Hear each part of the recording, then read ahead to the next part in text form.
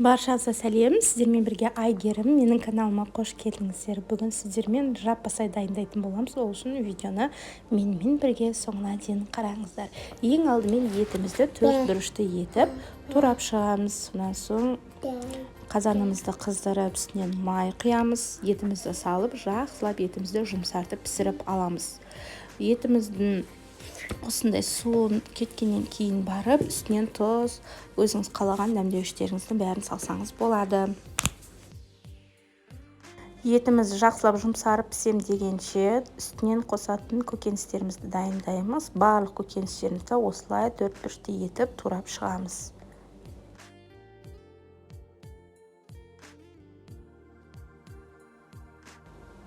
Етіміздің үстінен пияз салып, кішкене тағы да қуырып аламыз. Сонан соң үстінен чеснок саламыз.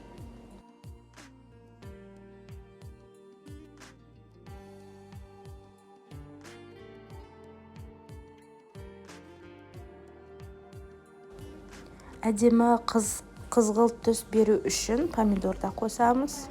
Картошкамызды да 4 бұрышты етіп турап шығамыз. Укроп қосамын, өз қалауыңыз бойынша, бұл міндетті емес.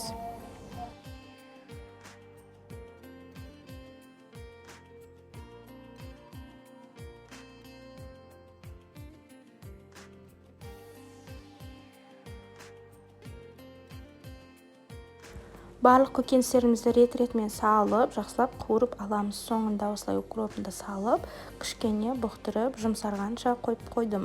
Ал енді негізгі қамырымызды дайындаймыз. Ол үшін қамырымызды осылай өзіме ыңғайлы етіп, 2-3 бөлікке бөліп алдым. Сонан кейін барып қамырымды жұқа етіп жайдым.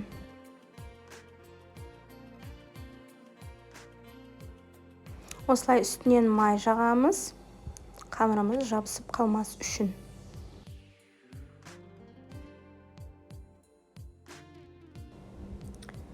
Қазанымызға картошкамызды саламыз. Тұз, кристаллики өзіңіз қалаған спецтарыңызды салсаңыз болады. Кішкене үстінен су құямыз.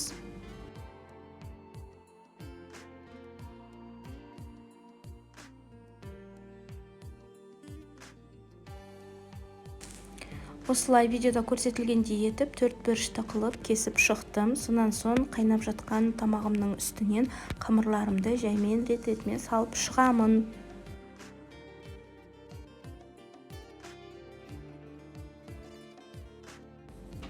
Үстінен бетін жапқанша су құямыз.